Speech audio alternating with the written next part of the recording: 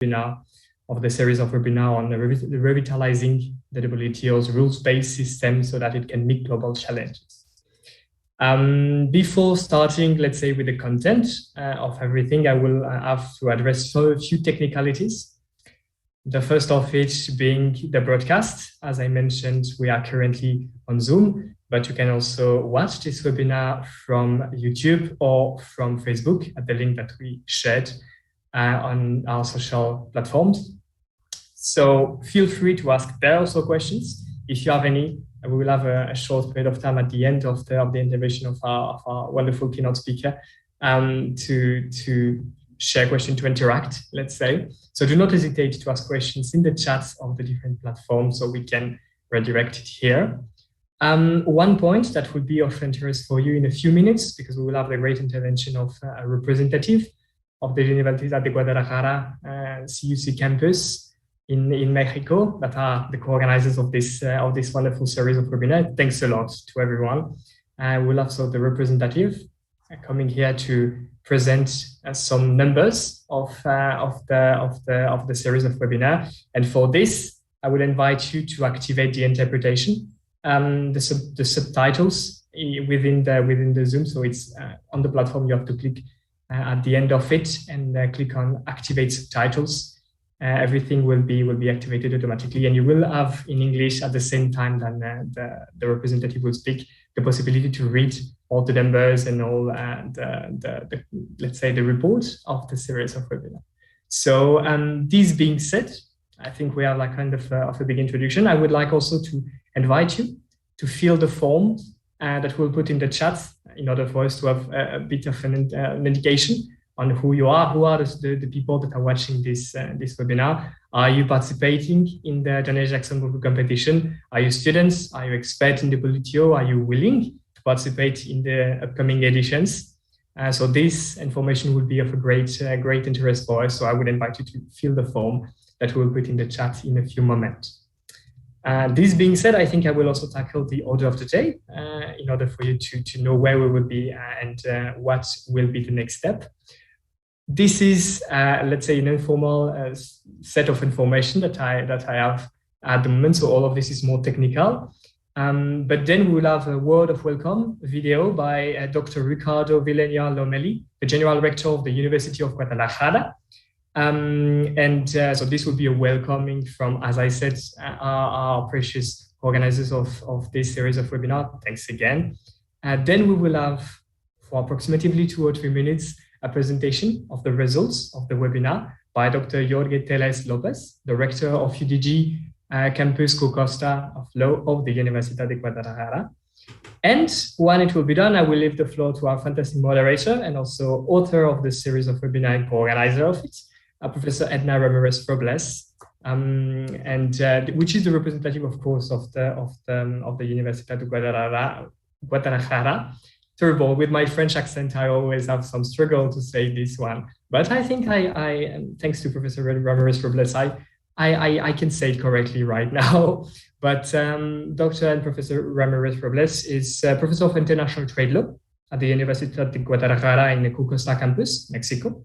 And she's currently consulting with the WTO, the Trade Facilitation Agreement Facility for Grenada, Dominican Republic, Guyana, CARICOM, as well as with the World Bank with Paraguay in this matter. She worked in more than 54 jurisdictions worldwide, so quite impressive curriculum, as we can see, and technical assistance in cooperation projects.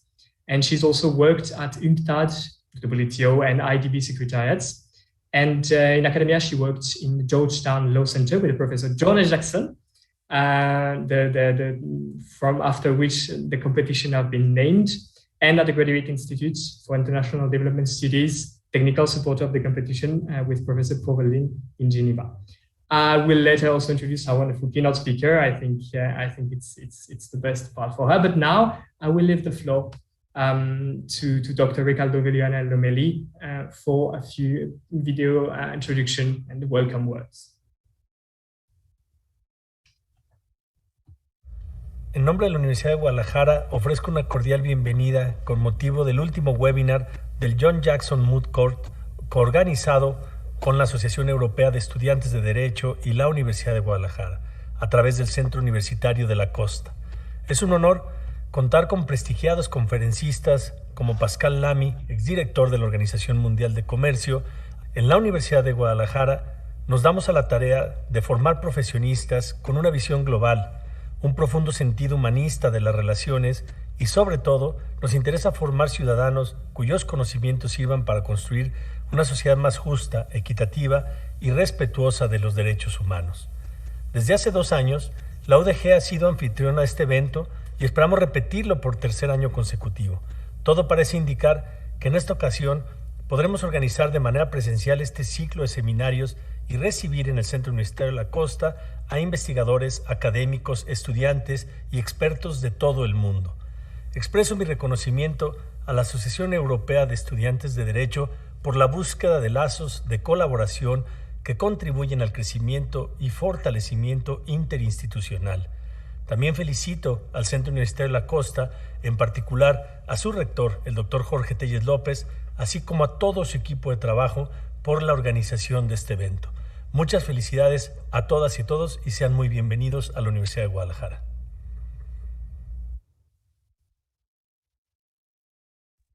Many thanks. I think on the behalf of Elsa, I would like to also say how much it was a pleasure to collaborate with the University of Guadalajara this year on this edition of the John A. Jackson, and it's something that we are really grateful for. So thanks a lot. And this being said, I will leave the floor to Dr. Jorge Telles López.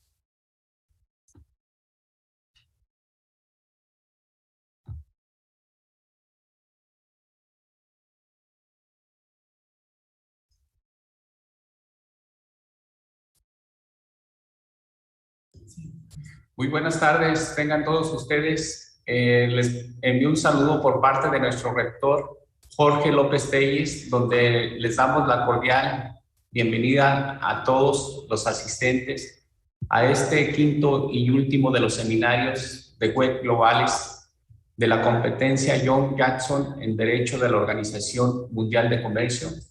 En este sentido, es un verdadero placer para mí dar a conocer algunos de los resultados de estos seminarios organizados con la Asociación de Estudiantes de Derecho de Europa, ELSA Internacional, del 28 de febrero al 22 de junio del 2021, que es titulados Revitalizando el sistema basado en las normas de la propia Organización Mundial de Comercio para poder vencer los desafíos globales con perspectivas, que son del continente americano, de Europa, de África y de Asia, y perspectivamente global para la clausura del día de hoy, 22 de junio del 2021.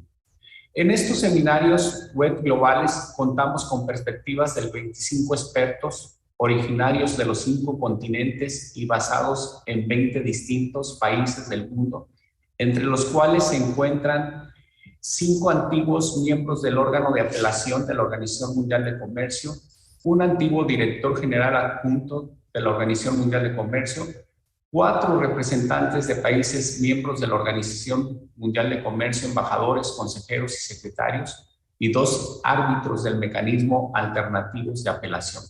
Así contamos con 4 profesores de la India, Barbados, Turquía, Singapur, 3 de ellos con la Cátedra de Organización Mundial de Comercio, 3 socios de firmas y abogados internacionales del derecho de la Organización Mundial de Comercio y 2 funcionarios de las organizaciones internacionales. Asimismo, quiero comentar que se logró un aproximado de 2.450 visitas conjuntas entre las plataformas de Zoom, Facebook, YouTube.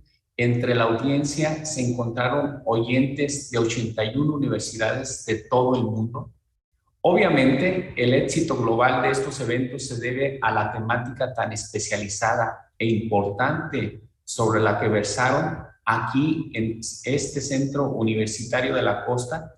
Se ha dado un impulso extraordinario estas líneas de investigación y generación del conocimiento a cargo, obviamente, de nuestra querida amiga, la doctora Edna Ramírez Robles, quien incluso actualmente está creando una maestría en la que una de las líneas del conocimiento es precisamente el derecho comercial internacional y la inversión extranjera. En este sentido, esperamos seguir contando con intercambios similares y sepan que en el Centro Universitario de la Costa siempre encontrarán un aliado para ofrecer opciones educativas para aquellos que deseen continuar formándose en esta área de conocimiento. Sean todos bienvenidos y reciban nuestro especial agradecimiento al señor Pascal Lamy, padrino de la competencia Wto Jackson en Derecho de la Organización Mundial de Comercio y antiguo director general de la Organización Mundial del Comercio. Muchas gracias y saludos.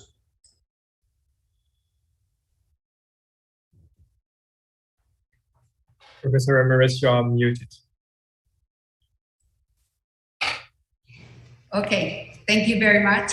I also would like to start by thanking Elsa. It has been a wonderful experience to team up with you during all this semester, especially to Louis Bremont, who will be an absolute wonderful diplomat from France and Europe, hopefully, in the future. And congratulations for the hard work that you all have done. My gratitude also goes to the highest authorities, the technical team, and obviously my work team of the Universidad de Guadalajara, Ismit, Luigi, Tony, Juliana y Alfredo. All of them, thank you very much for being so supportive for the internationalization process of our campus, CUC, in Puerto Vallarta, de la Universidad de Guadalajara. My deepest appreciation goes as well to our 25 speakers and rapporteurs of the 4 previous webinars. Without them, we would have not been able to have our the amount of knowledge that we gather in 4 months. I would like to, today, in our 5th and final global webinar, we have the extraordinary global leader on several international issues, most importantly, on international trade matters. It is my sincere honor to introduce our keynote speaker for this closing ceremony, Mr. Pascal Lamy, patron of the John Jackson Competition on WTO Law. Mr. Lamy is the president of the Paris Peace Forum and at Brunswick Europe Chair. He's also president emeritus of Delors Institute and leads the Jacques Delors think tanks in Paris, Berlin, Brussels. He also holds positions in various international organizations, in European organizations, and also in French organizations. He's an affiliate professor at the China-Europe International Business School in Shanghai and at the HEC Paris. Mr. Pascal Lamy was the European Commissioner for Trade from 1999 to 2004, and from 2005 to 2013, he served for 2 terms as Director General of the World Trade Organization. His legacy goes beyond politics because he also transcends through his writings. He's also a prolific writer, and among some of his books are Global Governance, the Geneva Consensus, Making the Trade Work for All, Où va le monde, les marchés, la force, and the latest one, Strange New World, Geoeconomics versus Geopolitics. A distinctive characteristic of Monsieur Lamy is that he's a firm believer in forming new generations. This is why he kindly accepted to be the patron of this Moot Court competition.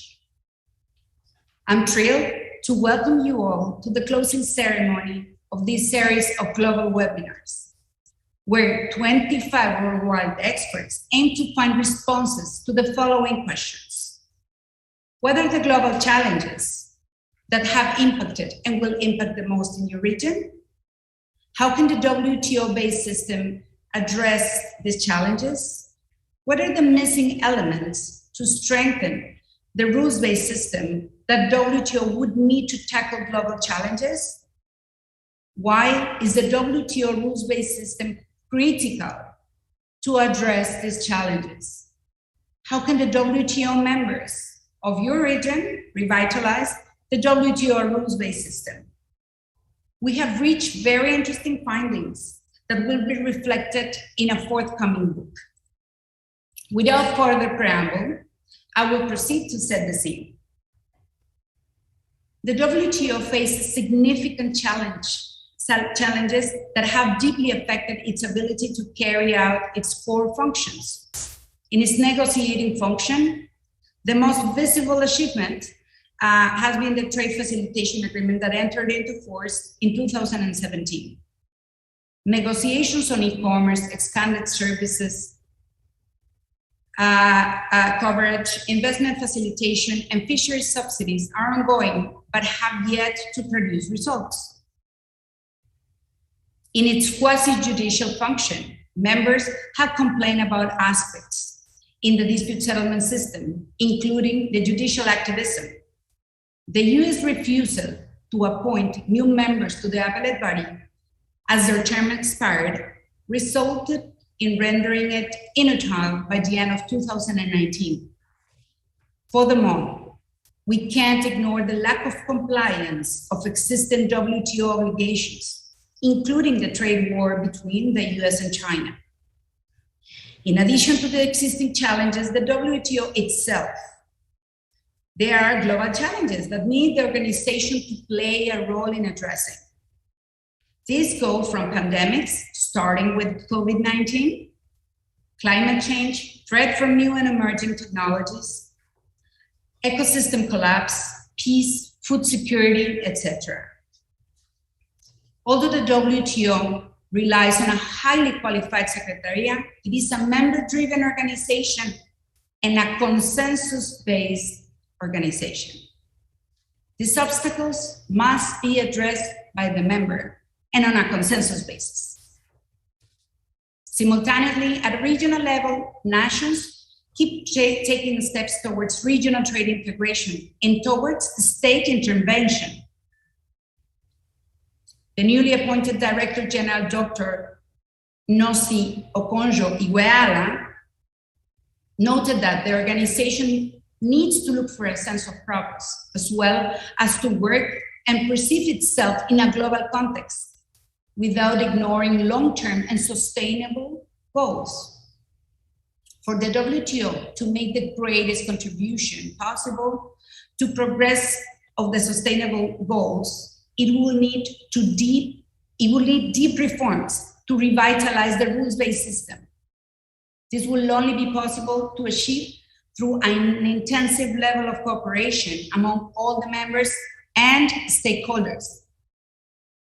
Since the beginning of her mandate, key steps towards achieving these goals have been taken. She has supported the global mechanism COVAX facility. The members have achieved agreements on waiving the TRIPS agreement or certain aspects of the TRIPS agreement. The 12th Ministerial Conference is coming soon, and heads of the WTO delegations already exchanged views about which are the low-hanging fruits. And they have concluded that fisheries subsidies, agriculture, and the COVID-19 pandemic initiatives could be the most achievable goals. As well, the fisheries subsidies chairman, Ambassador Wills, has provided a chairman text already, which aims to serve as the basis for work towards a clean text to present to the meeting of the ministers on the 15th of July.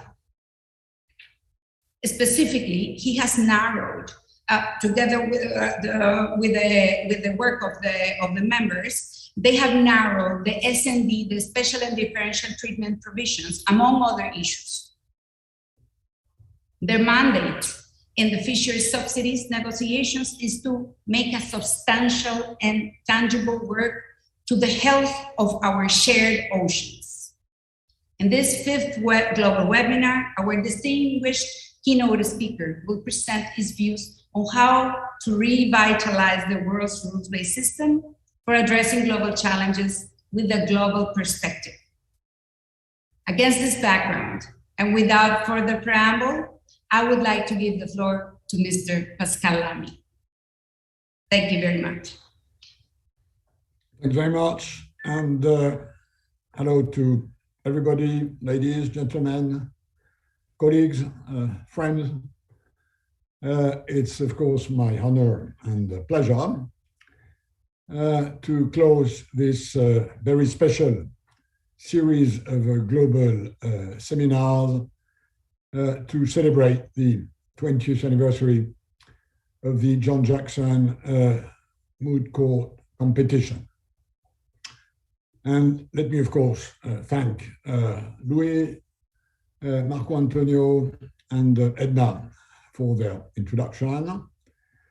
And of course, the University of Guadalajara for organizing and supporting this specific event. As many of you know, I was and remain a strong supporter of both ELSA and this John Jackson Moot Court competition because I believed, and I still believe, that it's a great manifestation of how relevant and how important for new generations is the World Trade Organization as a system of rules to be properly agreed, properly implemented, properly interpreted, and as necessary, properly adjudicated. Previous episodes of this cycle in the Americas, in Europe, in Africa, and in Asia have dealt with these major challenges facing the WTO, which Edna just told us we have today. So they've been dealing with the challenges and, of course, with the issue of how to address that, which is, at the end of the day, what really matters.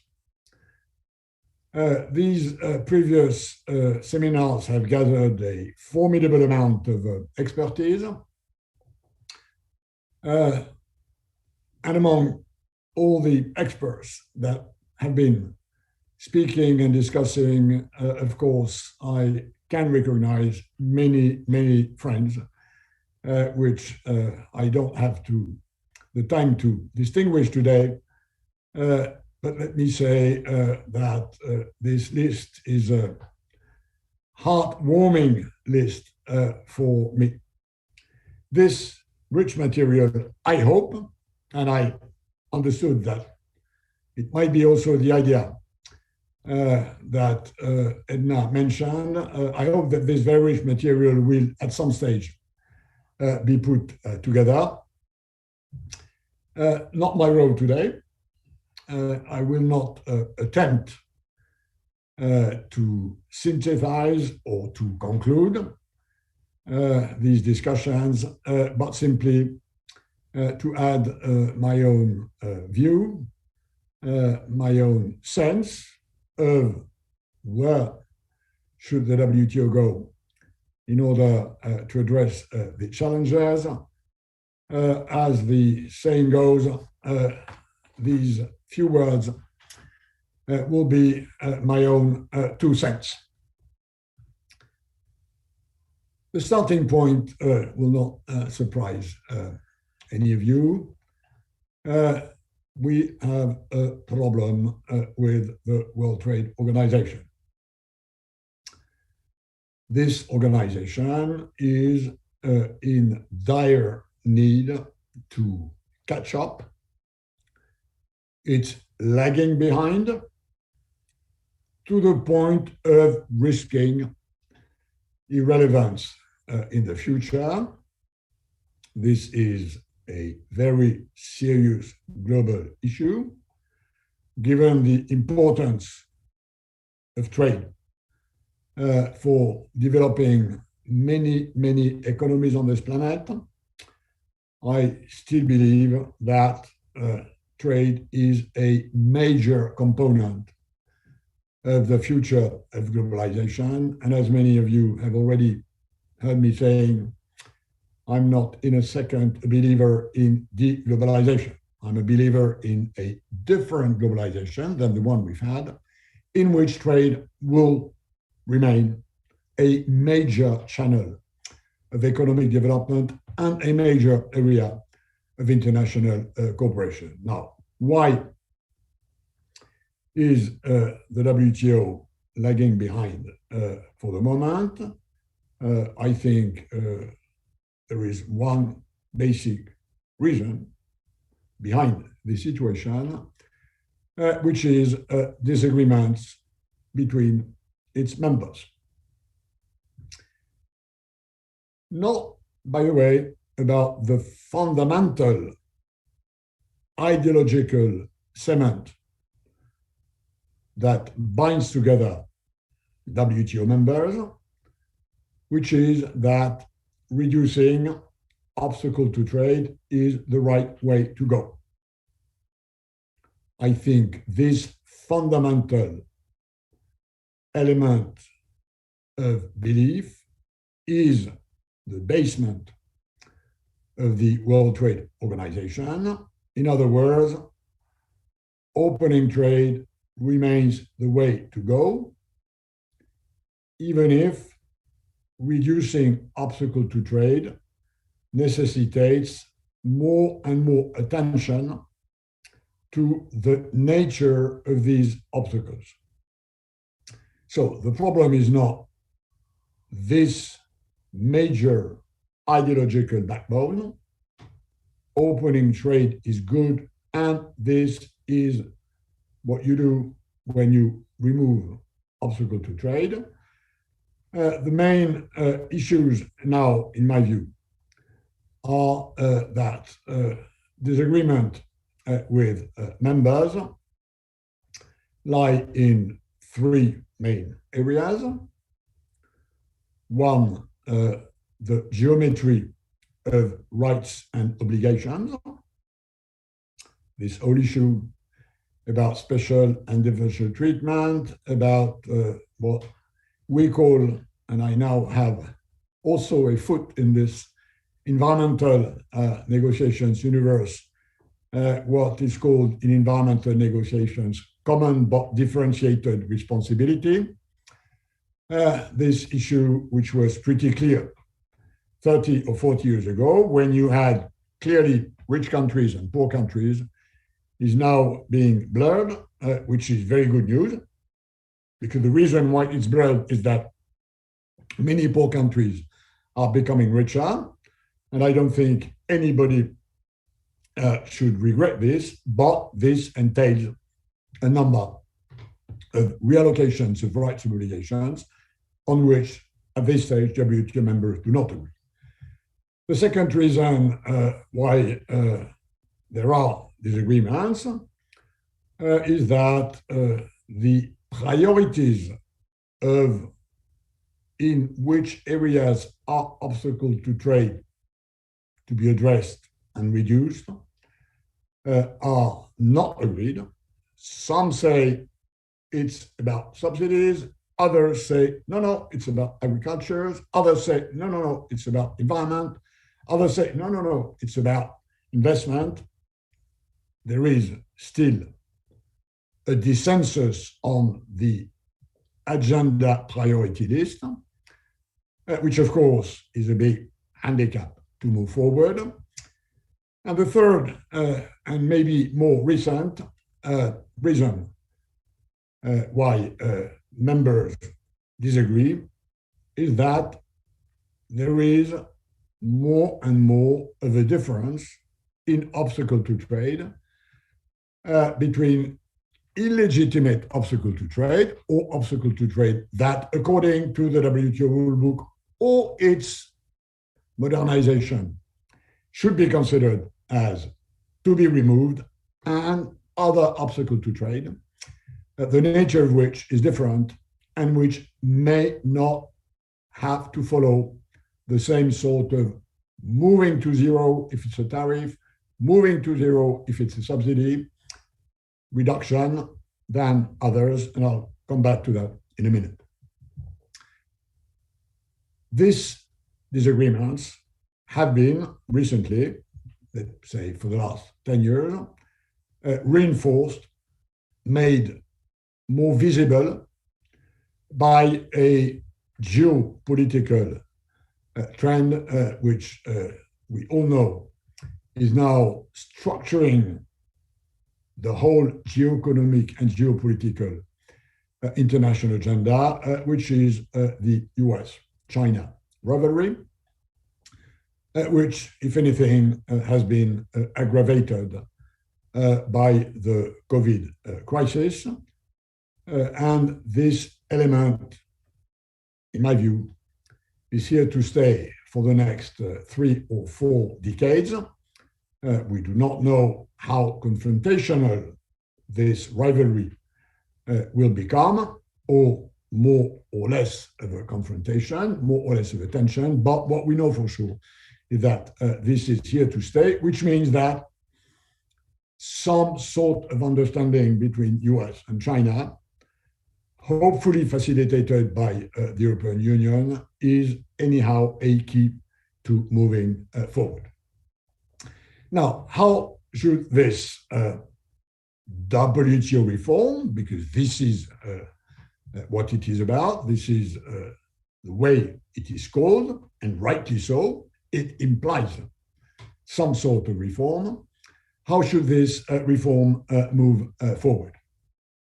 How to catch up, how to make sure that the World Trade Organization remains relevant in the main organization where multilaterally, globally, what to do with obstacle to trade is decided, implemented, litigated.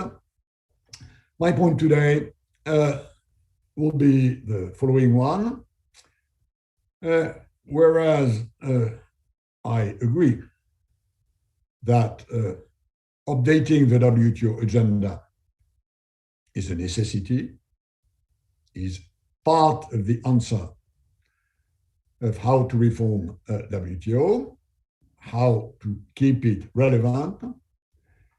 This will not happen without serious reforms of the way the WTO works.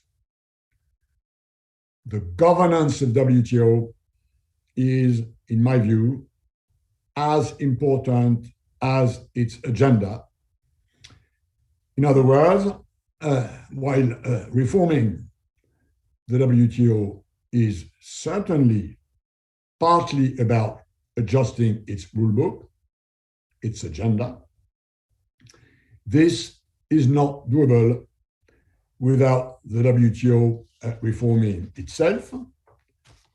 And in saying this, I know, I depart from conventional wisdom, according to which, and of course, I still read a lot, discuss a lot, listen a lot about WTO issues, according to which this conventional wisdom according to which this is mostly an issue of updating the agenda. Yes, it is about updating the agenda, but again, this will not happen without the WTO itself as a system to make decisions, to implement them, to monitor them, is not addressed, which usually is the issue, which in my view is most frequently overlooked by discussions on WTO. Now, let me start with the conventional wisdom, and it matters. And as I said, there is a case to be made that updating the WTO agenda is the right thing to do. This is absolutely correct. As I said previously, and as many others have said in the previous webinars that preceded this one, there is an issue of the WTO agenda, its rules, lagging behind the problems which, if you want to export in today's world, you meet. Let me briefly outline what I have as a priority list for updating the WTO agenda, and for the sake of shortness in time, I will limit this short list to 4 items. Not that I cannot think of 12 items or 36 items, long list of WTO needing to address issues. Let me limit this to 4 areas. The first one pertains to the classical disciplines of WTO, which is subsidies. For many, many reasons, the agreement in the WTO about subsidies is a weak one as compared to others that notably have to do with tariffs, for instance.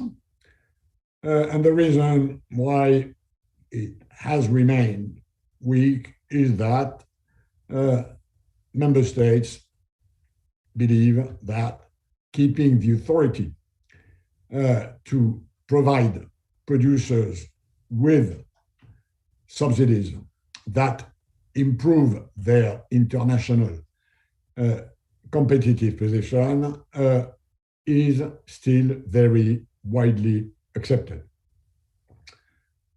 This has been an issue for a long time, and the best evidence of that is that the modernization of the agreement on subsidies and countervailing measures was a part of the 20-topic Doha Development Agenda when it was agreed 20 years ago.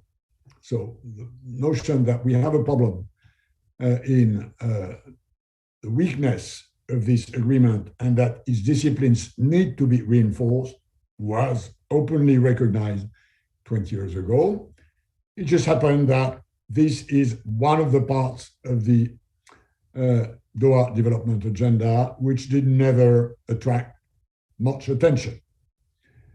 The problem being that in the meantime, one member of the WTO who does not share the same view as the majority of others on how should an economy be run in the 21st century, naming China, has grown formidably, and this is an incredible success of the Chinese system, but has also kept and recently reinforced its specificity, which is the major role that the state plays in the economy.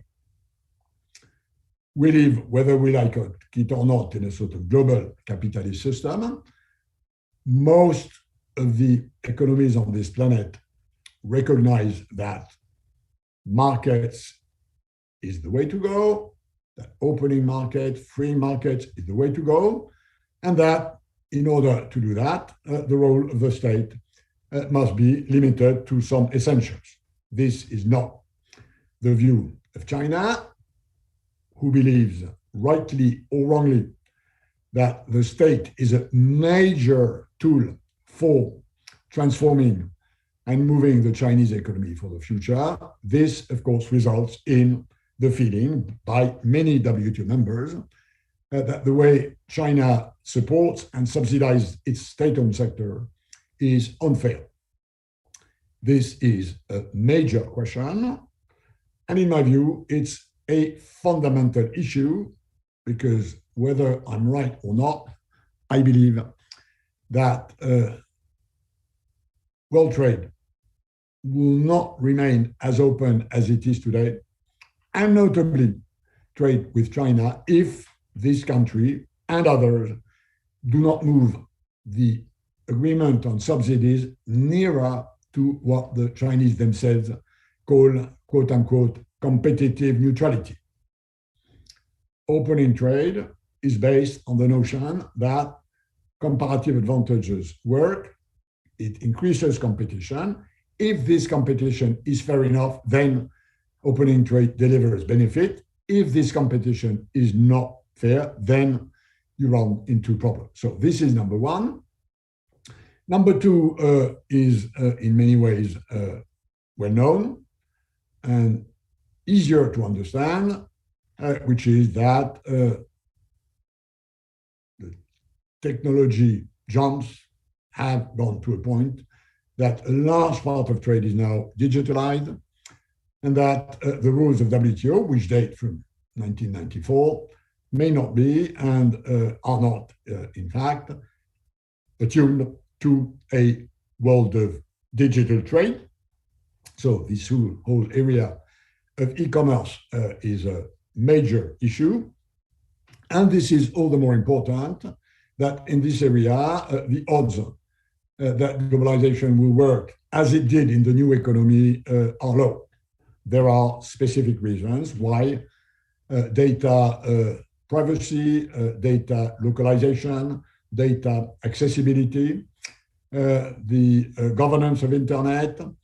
There are very good reasons why the vision of what's right and wrong in this area depends more than for shirts, socks, or car on ideological, cultural, philosophical positions, which necessitates a lot of attention on how much can the field be leveled in this area. Third priority, in my view, has to do with the nexus between trade and environment. We know that environmental issues are now top of the international agenda for the decades to come. Just have a look at this new set of SDGs, which we have now. A very large part of that is about climate change, biodiversity, major environmental challenges, and there's no way the governance of trade cannot adjust to this priority. And as you know, the relationship between trade expansion and environmental preservation is a matter of discussion. You kindly said, among my various caps in my life, today I'm coordinating the 3 Jacques Delors Institutes in Brussels, Paris, and Berlin. And the one in Brussels is specialized on this issue of how to green the European economy, including its trade. And we have published quite a large number of proposals in this area for the last 18 months.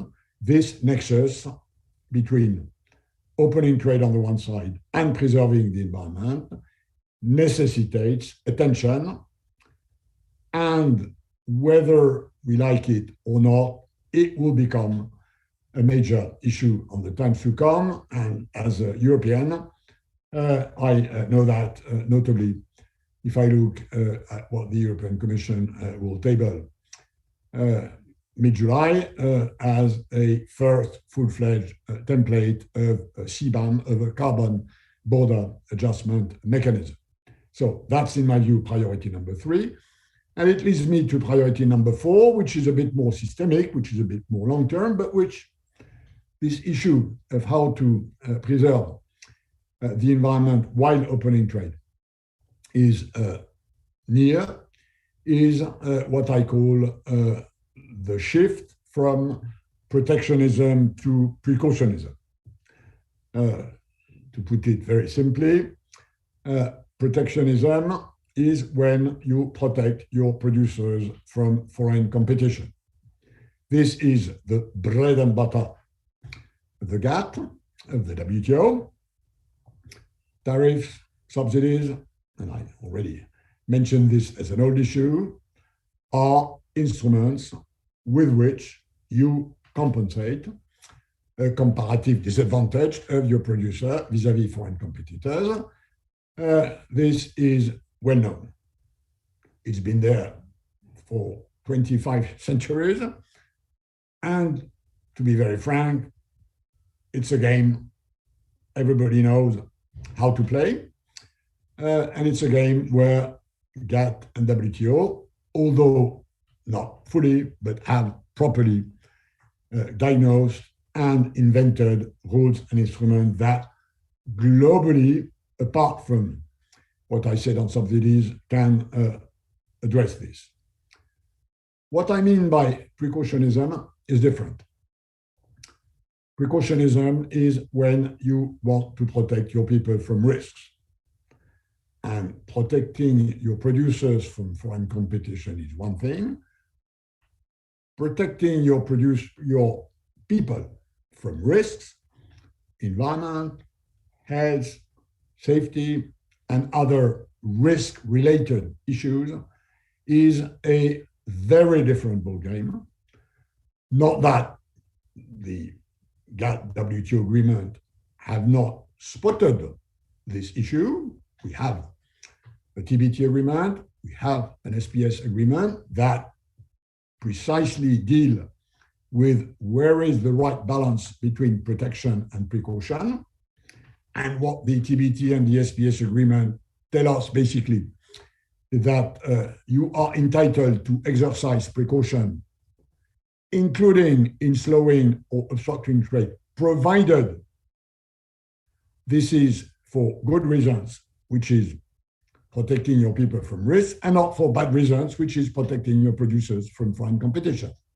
So this issue has been in many ways already identified, and we know full well that there is a gray zone between what I call protectionism and what I call precautionism, and this gray zone is reasonably administered by the WTO system, including its dispute settlement.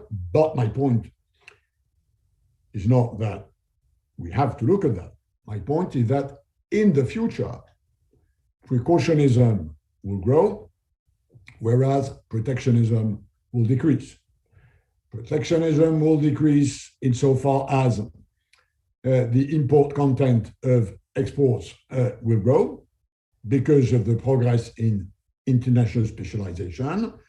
Precautionism will grow because populations getting richer, older, become more risk adverse for a variety of anthropological and sociological reasons, and that administering precaution at your border is creating obstacle to trade.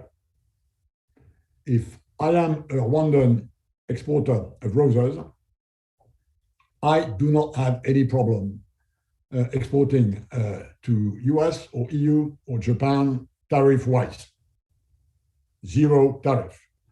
And by the way, it just happened that I have zero tariff, whereas there sometimes is a 10% tariff on flowers from Colombia and a 20% tariff on flowers from Israel, because tariff-wise, you can provide for a sort of variable geometry in order to recognize that Rwanda, Colombia, and Israel may not compete the same way, and that Rwandans necessitate a comparative advantage vis-à-vis the others.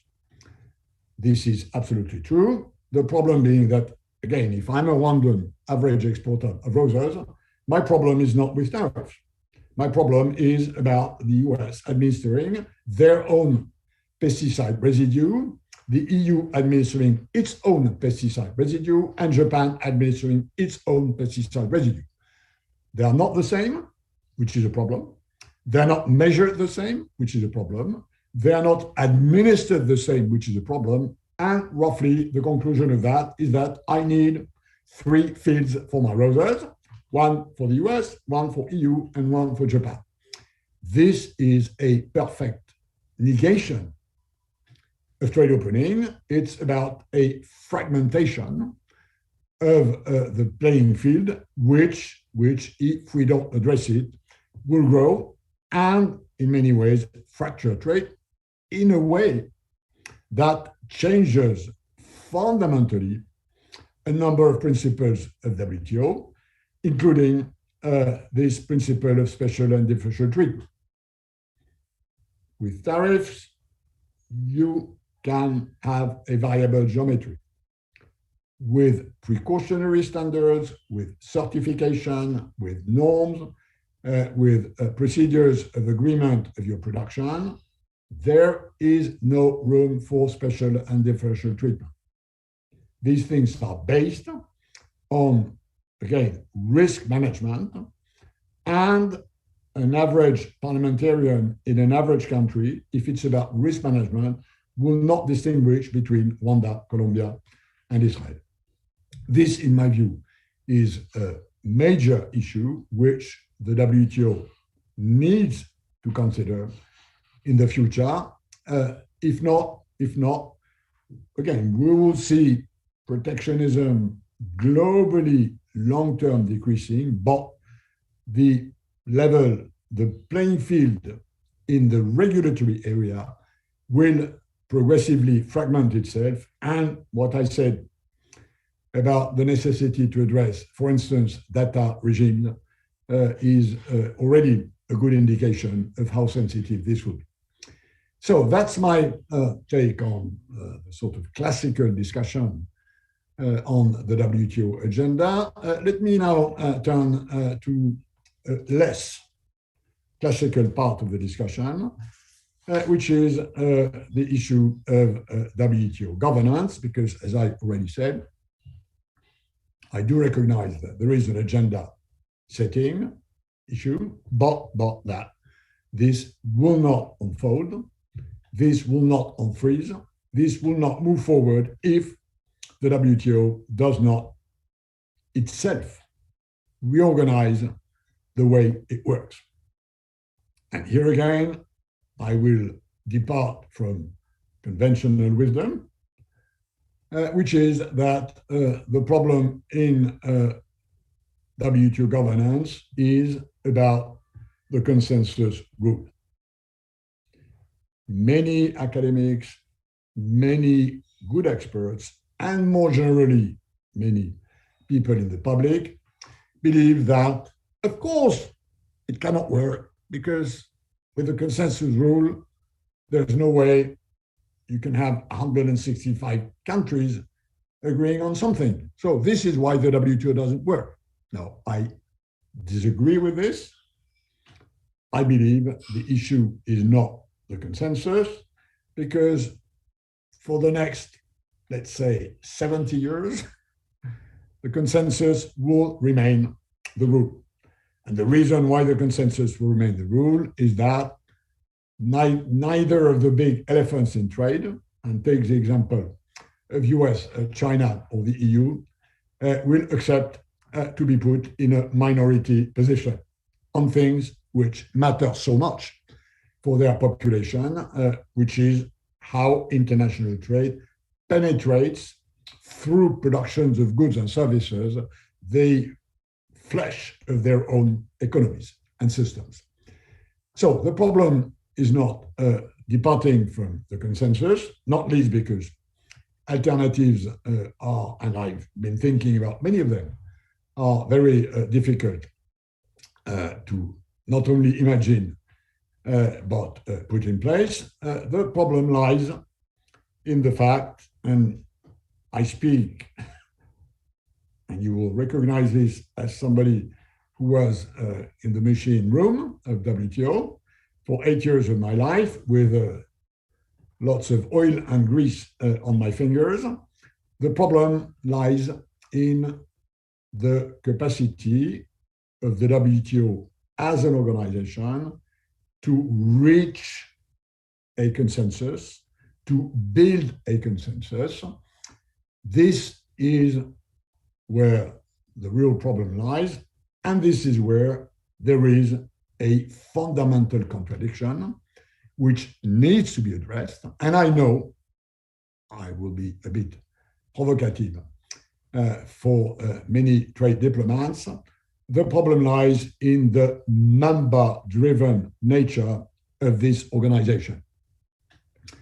So the problem is not consensus. Consensus will remain. The problem is in the contradiction between building consensus on the one side and remaining a member-driven organization. Many of you have already heard me saying that when I was elected DG of WTO, a very witty and talented caricaturist, cartoonist, Andrew Stoller, who was a former WTO deputy DG, so he knew what he was talking about, offered me a very nice cartoon, and the guy is really a very good cartoonist with a very nice tree, and a car has crushed in this tree. So the tree is there, and the car is exploded in bits and pieces everywhere, has bumped and crashed into the tree. And the legend of the cartoon is member-driven car. Now, this says it all, and I could stop my demonstration of why the WTO needs a serious governance reform of itself with this caricature, which, by the way, I still have, so there's no copyright on this, and I can share this with whoever would want to see it. How do we deal with this problem, in my view, is in rebalancing the relationship between members and the DG/Secretariat in how this organization works. In other words, for the moment, there is too much in the hands of the members and not enough in the hands of the DG/Secretariat. Or to put it differently, and I know this may seem provocative from a number of diplomats, WTO is too much member-driven and not enough Secretariat DG-driven. This is where, in many ways, it is still very much of an organization and not enough of an institution. And there are differences, which I don't have time to enter into, between an organization and an institution. This, in my view, is what needs to be addressed if we want to defreeze the system and remove WTO towards the sort of agenda which I mentioned. In order to do this, I think two main changes have to happen. First one is to give to the DG/Secretariat, and I do not distinguish between the DG and the Secretariat. This is the same body. The DG leads the Secretariat, but the formidable amount of expertise, of technicity, of quality, of objectivity, which there is in this system, is both incarnated by the DG and by the Secretariat itself. The DG and the Secretariat must be given the right of initiative. They must be given the right to table draft mandates, which is not the case today. Only members can table draft negotiating mandates. They must be given the right to table proposals, which is forbidden today. Only members today can table proposals. And in this respect, let's be fair, the WTO is lagging behind many other less well-known or less reputed organizations. In many normal international organizations today, the people handling the issue, the experts, the ones that are in charge of the secretariat, have the right to table proposals, to identify a problem, and to offer options on how to solve this problem. It's not the case in WTO, which is one of the reasons why many of these negotiations are so slow, because most proposals tabled by members are constructed in a way that is self-serving the interest of this member. And an ambassador in Geneva will hardly have the clearance of his national authorities if what he or she initially tables is not great for his country or her country, and maybe less great for others. So this is, in my view, number one. Authority must be recognized to the Secretariat for tabling texts, proposals, or compromises. You don't need anything but a consensus among members that this should be the case, which in my view is something that would be doable, provided, of course, somebody takes the initiative of putting this on the table. The second reform, which in my view would allow the WTO as an organization / institution to work better, is to create, like in other international organizations, a new organ somewhere in between the assembly of the 165 members, whether it's the Ministerial Conference or the General Council, and the DG and the Secretariat. There has to be something in between that represents, in a way that allows to work on the basis of a proposal or a compromise and then expand it to the whole membership. There has to be a place where DG Secretariat on the one side and a sample of members put together something that then is tested to the larger membership. The Green Room was for quite some time the informal way to compensate the lack of such a proper body between the membership and the DG/Secretariat. It depends quite a lot on DGs. It depends quite a lot on ambience within the members. I think this should be done and would be a great help in moving a number of issues forward. So these two areas are, in my view, part and parcel of a WTO reform agenda. It has to be floated. It has to be discussed. And again, let me repeat that without this happening, many of the reasons why members cannot find an agreement will not find a solution. Let me conclude on one issue, which takes us sort of nearer to the John Jackson Moot Court competition, which is this issue of dispute settlement.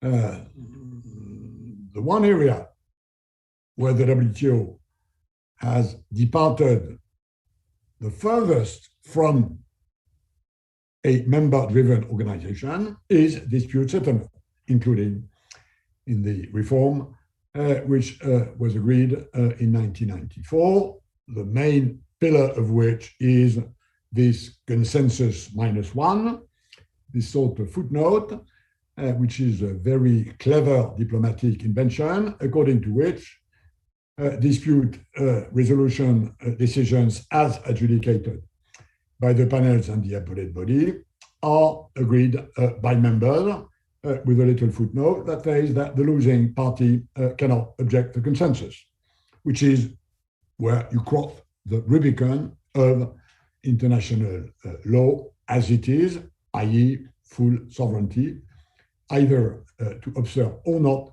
the determination of an international judge. This is a major component, and I think it's no coincidence that the Trump administration tried to kill this part of where the WTO departs most from its member-driven nature, i.e. decisions agreed in the hands of panels and the appellate body. This is, of course, a major problem. This is the mother of further steps that should depart more from the entirely member-driven nature of the organization.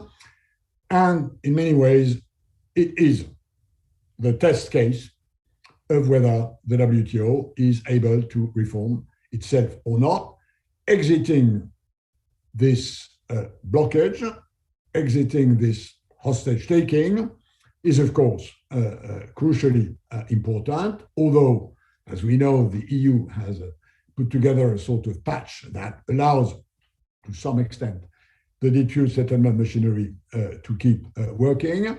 This is, of course, a central issue because it has to do with, again, the question of power, who does what, who decides for what.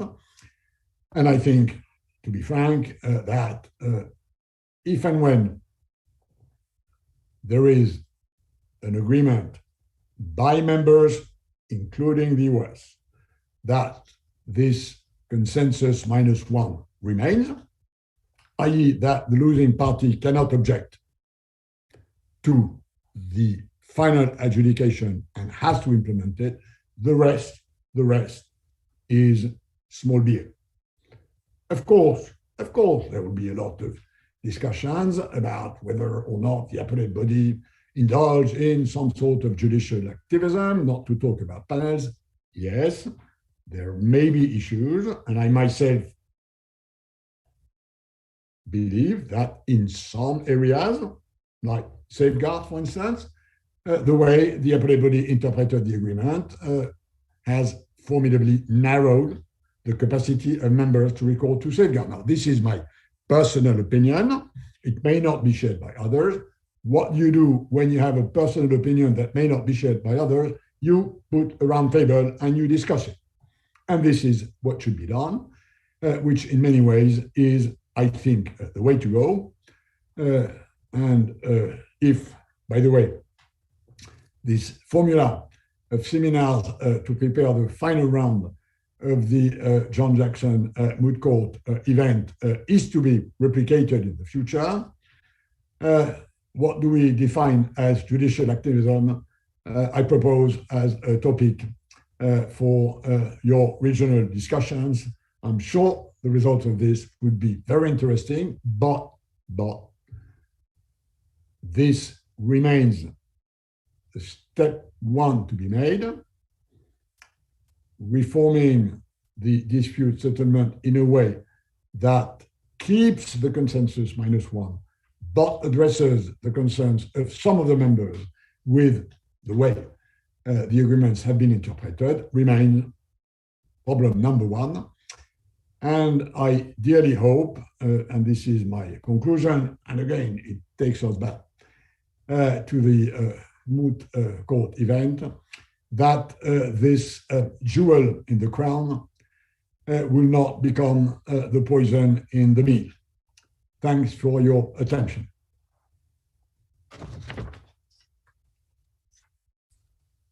Thank you very much for this bright thoughts and intervention. We're extremely pleased to see your views, which are extremely enriching, and I'm sure that follow generation, the generations that are coming and are listening to this webinar are going to be more conscious about the type of consequences that can happen when protectionism happens. But I'm just going to sum up a little briefly what you just mentioned, like 3 main points. The WTO indeed needs to be updated. And where are the main aspects? Obviously, subsidies. Well, it's not that obvious because it hasn't been reached, like members haven't reached a consensus on what is the main agenda, but what should be the priority.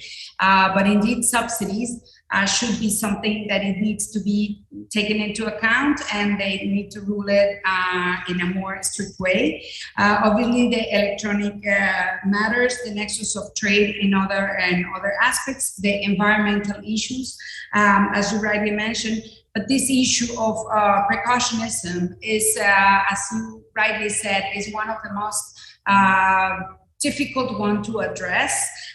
Indeed, it was included as well in the Trade Facilitation Agreement in Article 7.4, where risk management is one of the obligations, and I deal, is my everyday work to deal with capacity building with developing countries. And that is an obligation that it needs to be dealt at a national level, at a domestic level, where not only one authority, is not only Customs Authority, not even only the Ministry of Trade, but it's Ministry of Foreign Affairs, the Animal Health and Human Authorities, the Animal, Plant and Human Health Authorities, those that can impose their own parameters to establish the risks.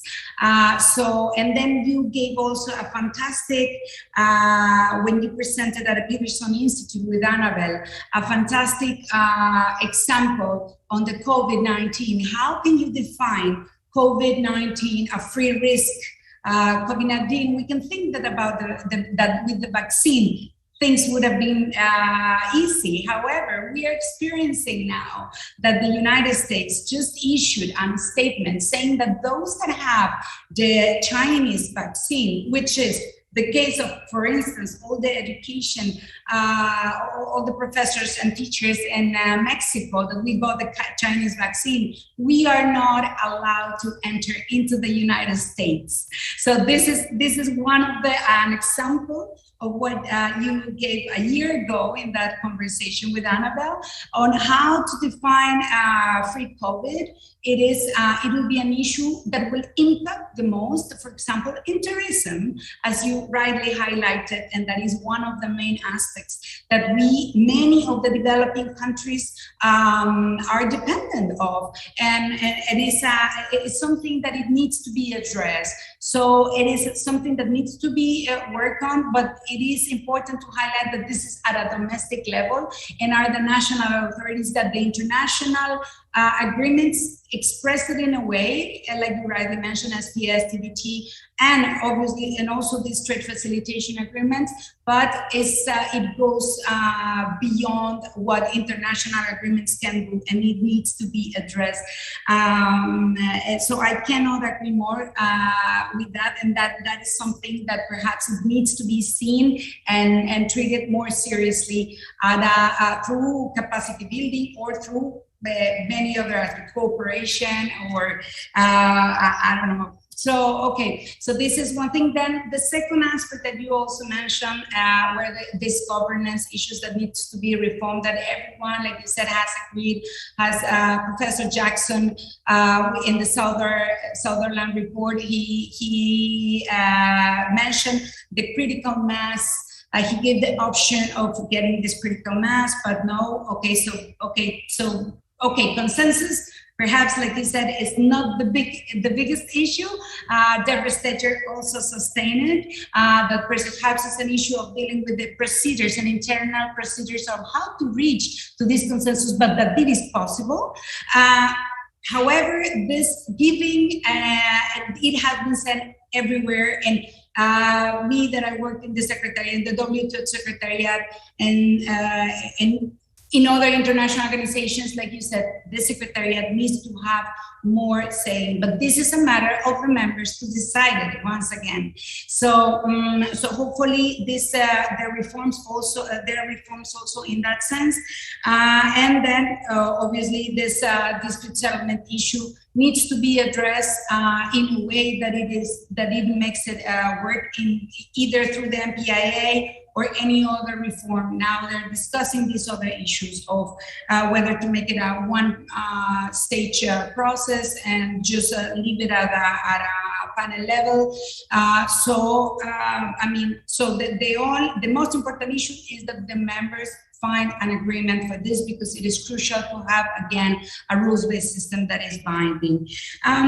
So last but not least, so these would be some of the concluding remarks. I would also like to mention a couple of questions. So one of them is, you were talking about updating the agenda. Recently, the USTR, Ms. Tai, mentioned that it was important to raise at the Congress, at the US Congress, that it is important to raise, again, labor issues at a multilateral level. Do you think that the organization is ready to, and perhaps this could be a trade-off between the major powers that we know that subsidies is a major issue for one or for the big powers, and perhaps labor issues are very important for another major power, which is the United States? Do you think that could be feasible to include in the agenda and agreeable eventually? Well, this is a long-standing issue. What Catherine Tai said to Congress is roughly what I said to the European Parliament when I passed my hearing examination in September 1999. So that's not exactly Middle Ages, but it's a very long time ago. So we, Northerners, Europeans, Americans, depending on the US administration, whereas in Europe it's not depending on who runs the country, we have a view that we have reasonably solid social systems, and that opening trade with countries that may have different systems is not fair. And then the conclusion of this is that WTO should factor in labor issues. Now, I disagree with that. And the main reason why I disagree with that is that we have an international system which, whether we like it or not, is not a coherent government, but a series of islands of regulation. One about trade, one about health, one about labor, one about food and agriculture, one about climate, even if this one is many. That's the way the Westphalian animals, which people of this planet have agreed it should be. That's not my ideal, but according to the system, labor issues are with the World Labor Organization, the International Labor Organization, who's in charge of establishing global standards as far as protection of workers is concerned. This is not for the World Trade Organization. This is for the International Labor Organization, which works somehow inevitably with a least common denominator, because if you need Bangladesh and Sweden to agree on rights for workers or on protection of maternal holidays or on the safety of screens, the standards are not the same. And you cannot ask Bangladesh to adopt Swedish standards because this would kill the Bangladeshi economy. So my own sense, to answer your question, is that the present situation is not correct, in that the statute of WTO members and of ILO members leads them to believe that one should be an observer with the other, whereas the other should not be an observer on the other side. This is absurd. I mean, this is a perfect example of how incoherent the system is, because the same members in WTO and in ILO decide that one can be an observer on one side and another not on the other side. So this needs to be addressed. There has to be joint work between the WTO and the ILO, like there has to be joint work between the ILO and UNEP, and the WTO and the World Bank and UNEP, and WTO and UNDP. So there has to be bridges. There has to be a sort of wide interpretation of this coherence mandate, which exists from some organizations, but it's not for the WTO to decide what is the right level for unionization or for workers. I'm a social democrat. I'm in favor of strong unions. I'm in favor of strong social safety nets. This is not for the World Trade Organization to decide. So there has to be a recognition, which roughly is the case, even if its implementation is not that strong, that you do not compete by breaching labor rules that are established by the International Labour Organization. This, I think, is the way to go. Thank you very much. Perhaps this is a similar approach that they want to take us with the World Intellectual Property Organization, that they introduce some of these aspects in order to make it binding, but now we don't have a binding system. So, so perhaps that's also the condition to have again a binding system. Let's see what happens.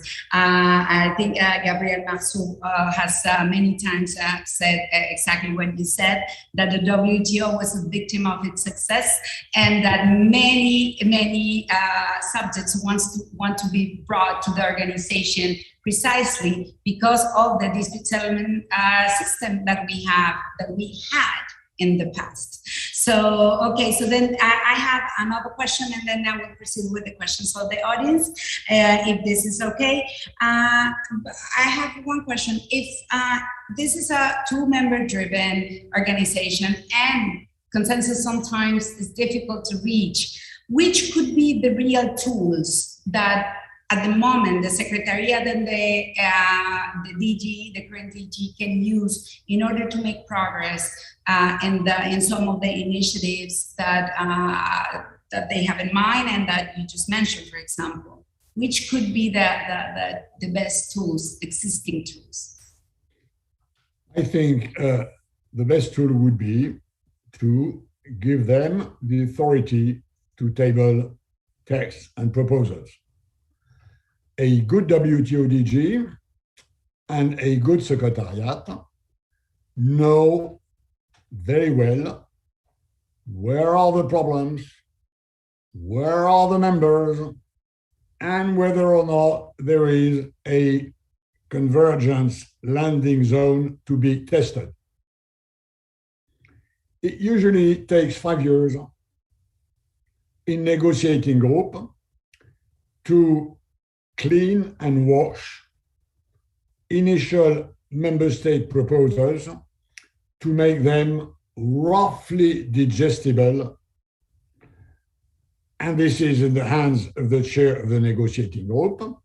And when the chair of the negotiating group gets to the feeling that he or she can table something without being killed the next day by the members, it never happens before 5 years. This is crazy.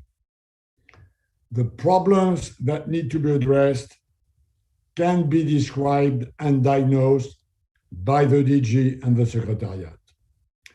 The options to address them properly, legally, technically, there is enough expertise in the Secretariat and imagination to table a series of options on how to solve this problem.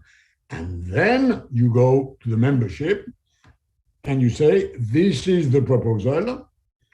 What about accepting it, discussing it, amending it? But I can tell you, I'm absolutely convinced about this. If you do that, you will do that in a few months and not wait for 5 years for member-driven proposal to be decontaminated from their self-service component. Now, I know that when I say that, I've had discussions with some of my friends who say, oh, no, look, you're going too far. You believe the WTO should be run like the European Commission, which has the monopoly of tabling proposals in many areas. That's not what I propose. I don't propose to leave the right of members to take initiatives or to table proposals to be considered by others.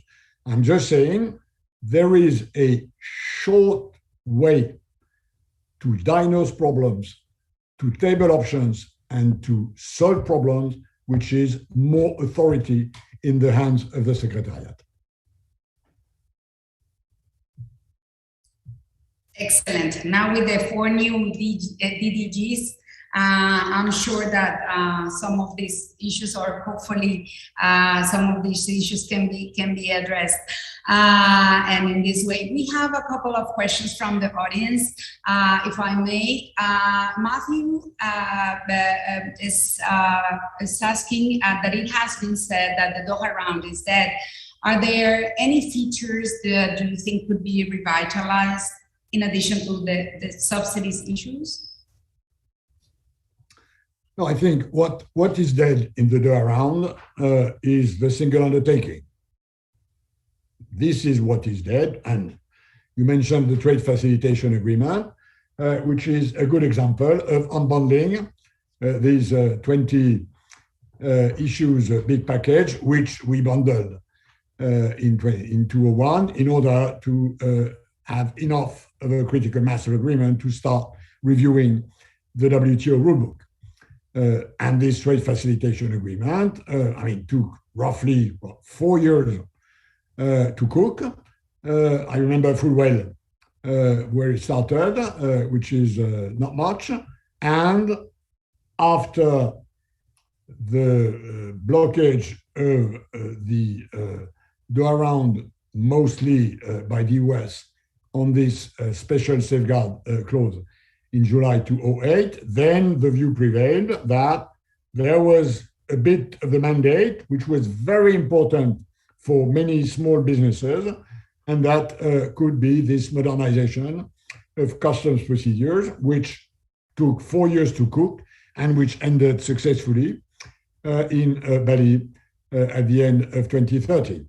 So this is the best evidence that now you can take the issues one by one, which in my view is great, because the thing has become so complex that if you bundle everything with everything within a single undertaking principle, things do not work. Now, where I think could agreements be reached, I think the first and the nearest one, and I've again discussed this very recently with a number of proponents and actors and with the DG, is this fisheries subsidies issue. Not that this is a trade issue, this is an environmental issue. But again, the reason why it hasn't been concluded yet is because of the balance between special and differential treatment. Where there still is a need to converge is on how common and how differentiated are the obligation to stop harming overfishing with investment or fuel subsidies. This, in my view, is quasi-ready. A lot of work has been done. You've got a great chair of the negotiating group for the moment. You've got a DG that obviously intends to have a few things done because this is her temper, and I will fully support her in the view she has that WTO needs to deliver. So that's the one short term, that's the one which could be concluded. There is room for some sort of agreement on e-commerce, although, as I said, it probably will never move to sort of proper leveling of the playing field because of ideological differences, notably between US, EU, and China. So those are the two which I would see as a low-hanging fruit. Agriculture, which is the straw that broke the camel's back in July 2008, has, for many reasons, quasi-disappeared from the radar screens.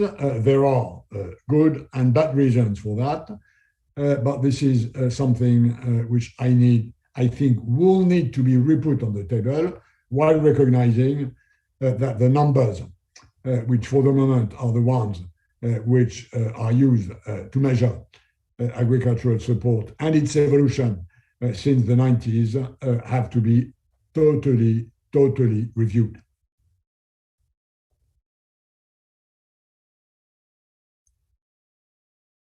Hopefully for this next ministerial, there are other issues in addition to the subsidies, fisheries subsidies that come up from this and that are rescued from the amount of the tremendous efforts that countries have made for years to reach some agreements on substantive issues. Thank you very much. We have another last question from Lisa. She's asking why WTO rules-based system is also important for big economies. I think it's important for all economies. The main purpose of running an economy is to grow it, and you grow it in adding value to what you do as compared to what you did.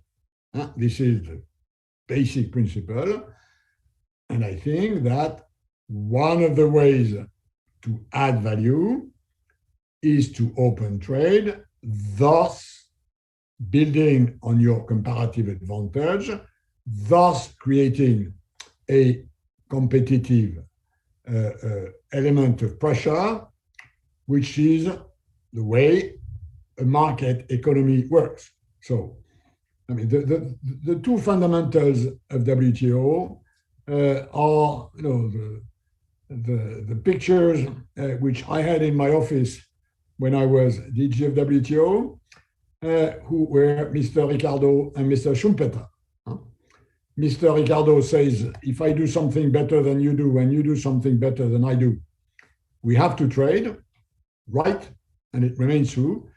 And Mr. Schumpeter says, okay, but be careful because the ones that do in my constituency what you do better than I do will not be pleased, and the other way around, and they are right because this competitive shock will be a problem for them. So this is the basics of the chemistry of the benefits of trade opening. You are left with two big issues, which is how fair is this competition taking place on the one side, and second part, how fairly do you distribute the gains from this increased value addition which you get from trade. And by the way, this is not something for the WTO. The WTO is in the game of leveling the playing field, and what happens with the benefits of trade opening is something that has to be redistributed according to the political views that exist within a member on how distribution should take place. This is something that belongs to national systems because they have enough solidarity to decide whether or not and how much should be taken from the pocket of the rich to be taken in the pocket of the poor. I'm of the view that should be quite a lot, but there are people who think differently, and this is not a global issue. So to answer the question, having a proper global system that establishes, monitors, implements properly the rules of the game of this Ricardo Schumpeterian system is fundamental for rich countries who want to keep growing their economy, for poor countries who have even more reasons than the rich countries to try and grow their economy for the benefit of their people. This is essential for everybody.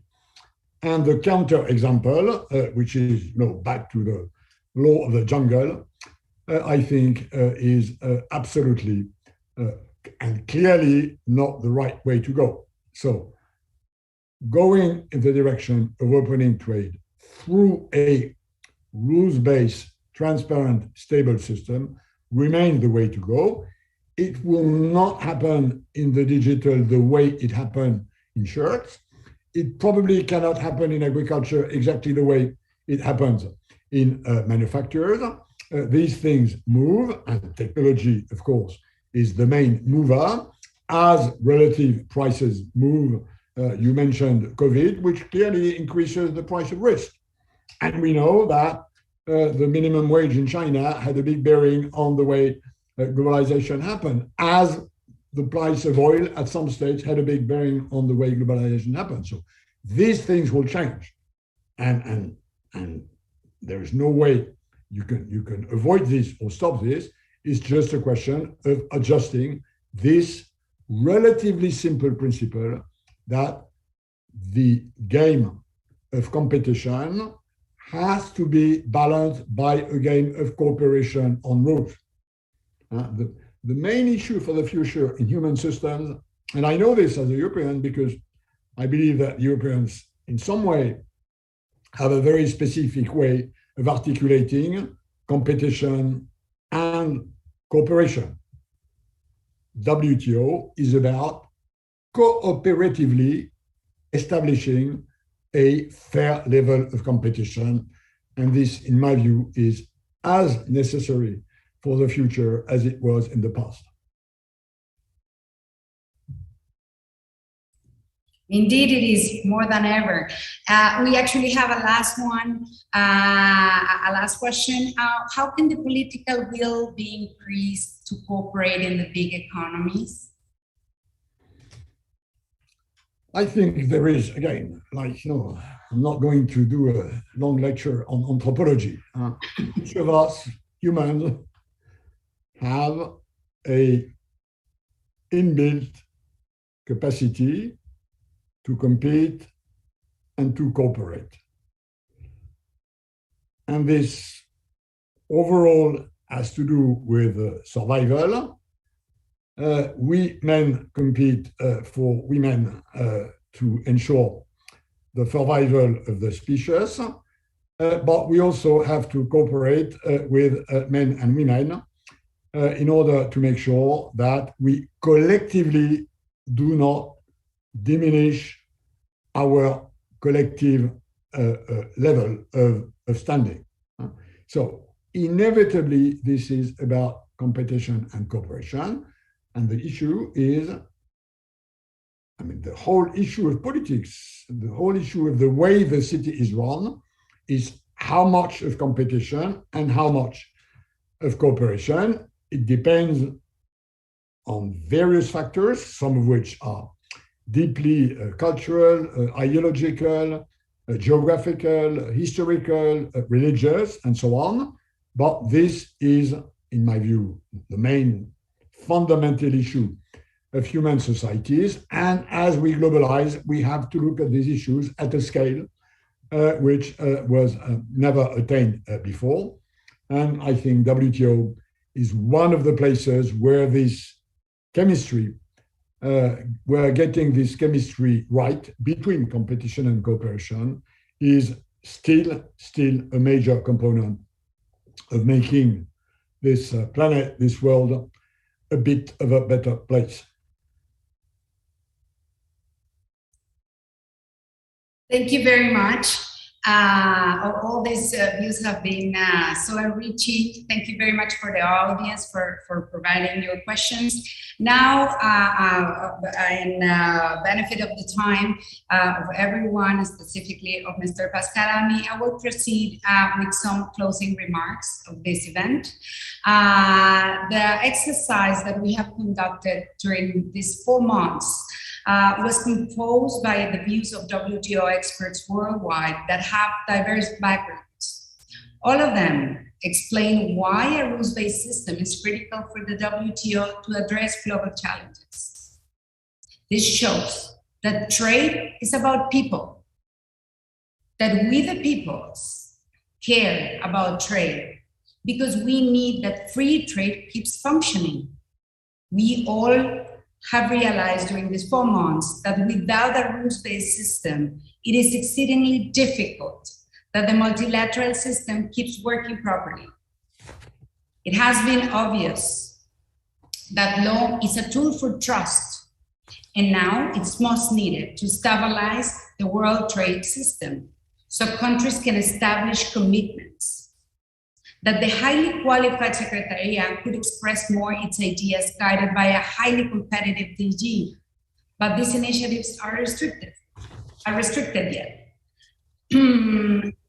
Members should bear in mind that the division north-south, east-west, as Mr. Lamy has said it recently and in all his presentations, will only bring inefficiencies and will affect we, the peoples. In conclusion, those countries that have the power of taking decisions need to find agreements in benefit of its own people and of the humanity. In addition of being an academic exercise to hear new ideas, it serves as a space for all generations that are interested in having a better and more efficient world. Now, it is obvious that the World Trade Organization is a solution to solve global problems. Ideas are much needed, but political will for cooperating, it's absolutely a must for making this world a better common place. We appreciate all the students that have been committed and have attended every single webinar and have followed us in this humble academic series of webinars. These new generations are witnessing the consequences of deficient political will for cooperating, which will only bring destruction. Consequently, the only way forward is through cooperation, but with a revitalized rules-based system. Thank you very much for being with us. And with this, we conclude our series of webinars. Now I will give the floor to Louis. Thank you. Thanks a lot, Edna, and thanks a lot for those words. I would like to thank Mr. Lamy for his presence today with us and for this webinar, but also for being the patron of the competition. It's extremely appreciated. And I would love to say this in French, but we have a lot of English speakers and Spanish speakers. So merci beaucoup, Mr. Lamy, pour être avec nous. And it's a great pleasure. Thanks a lot, Edna, also for being the moderator, also the author, and for organizing this with us. It was a great pleasure. And thanks to the Universidad de Guadalajara for all of this, for the technical support, for everything. It was a great pleasure and a great journey to organize this series of webinars. I will not take too much of your time, and I think on my end, I will wish to everyone a wonderful end of the day, and to the participants of the final round of the 90th edition of the competition to be ready for the rounds that is starting tomorrow. Everything will be amazing and it will be fantastic. So best of luck. See you soon.